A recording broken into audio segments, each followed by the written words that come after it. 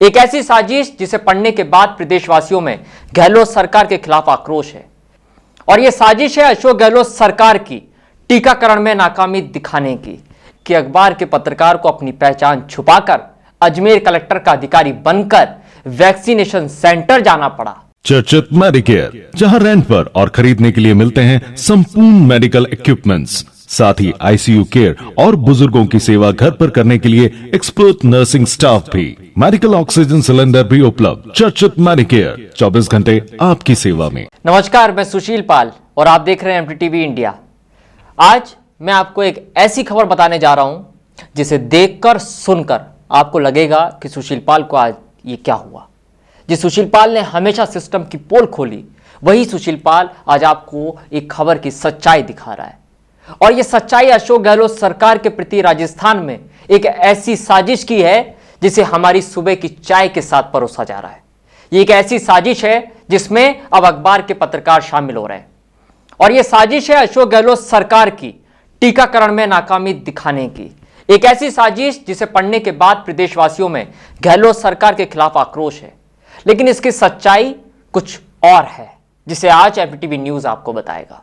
इस सच्चाई को जानकर आप भी दंग रह जाएंगे और सोचेंगे कि ऐसा क्या हुआ कि अखबार के पत्रकार को अपनी पहचान छुपाकर अजमेर कलेक्टर का अधिकारी बनकर वैक्सीनेशन सेंटर जाना पड़ा।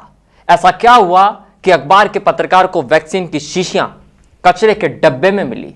चलिए तो आज हम आपको बताते हैं कि सूबे के मुखिया अशोक गहलोत और चिकित्सा मंत्री रघु शर्मा को बदनाम करने की नाकाम कोशिश कैसे हुई। तो गहलोत सरकार को बदनाम करने की साजिश के बारे में हमारे हाथ कुछ महत्वपूर्ण जानकारी लगी है। एमटीटीवी न्यूज को चिकित्सा विभाग के सूत्रों से वो जानकारी हाथ लगी है जो अभी तक सिर्फ शासन और मंत्रियों के पास है। हमारे सूत्रों के मुताबिक गहलोत सरकार को बदनाम करने के लिए अजमेर के टीकाकरण केंद्र पर कुछ लोग बोलेरो वाहन से पहुंचते हैं और अपने आप को अजमेर कलेक्ट्रेट दफ्तर का अधिकारी बताते हैं। उसके बाद यही लोग वैक्सीन की शीशियों के बॉक्सेस को खंगालते हैं और उसमें से उन शीशियों को उठाते हैं जिनमें वैक्सीन की कुछ डोज मौजूद होती है। और इसके बाद शुरू होता है सरकार को बदनाम करने का खेल। लेकिन आपको जानकर हैरानी होगी, ये कुछ लोग आम लोग नहीं है, ये अखबार के पत्रकार हैं जो सेंटर पर अपनी एक ऐसी गलत पहचान बताते हैं जो बताना ही गुनाह है। आपको बता दूं कि एमटीटीवी न्यूज ने खुद वैक्सीनेशन सेंटर जाकर टीकाकरण केंद्र का जायजा लिया है और वहां पर हमारे सहयोगी ने देखा कि वैक्सीन की शीशियों को किसी डस्टबिन में नहीं डाला जाता है, बल्कि इन खाली शीशियों की एक तय प्रक्रिया है जिससे चिकित्सा विभाग के कर्मचारियों को गुजरना होता है। खैर, मामले में अब चिकित्सा मंत्री रघु शर्मा का भी ट्वीट आया है जिसमें उन्होंने साफ लिखा है कि दैनिक भास्कर अखबार में डस्टबिन में वैक्सीन मिलने की खबर पूर्णतया तथ्यों से परे एवं भ्रामक है। वैक्सीन वायल्स का उपयोग करने के बाद इन्हें नियमानुसार संबंधित चिकित्सा संस्थान में ही जमा करवाया जाता है। इस खबर के लिए संबंधित पत्रकारों ने स्वयं को गलत तरीके से स्वास्थ्य विभाग राजस्थान का उच्चाधिकारी एवं WHO का प्रतिनिधि बताया है एवं संबंधित कर्मचारियों पर दबाव डालकर उनसे इन वायल्स को प्राप्त किया है। ये वायल्स किसी डस्टबिन में नहीं मिली है। कोरोना वैक्सीन हर डोज की पूरी जानकारी केंद्र सरकार के कोविन ईविन सॉफ्टवेयर पर दर्ज की जाती है। जिन वायल्स के बारे में अखबार ने जानकारी दी है वे सभी सॉफ्टवेयर में दर्ज है। इन सभी वायल्स का भारत सरकार के दिशा निर्देशानुसार समुचित उपयोग किया गया है। ऐसी झूठी अफवाह फैलाने एवं स्वयं की गलत पहचान बताने के लिए संबंधित व्यक्ति पर कार्रवाई की जाएगी। स्वास्थ्य विभाग ने उक्त अखबार के प्रबंधन को अपनी विस्तृत जांच रिपोर्ट उपलब्ध करवाकर उचित कार्रवाई के लिए अवगत कराया है। वैक्सीन की वाइल को लेकर वेस्टेज की बात आ रही है, कितनी सच्चाई है?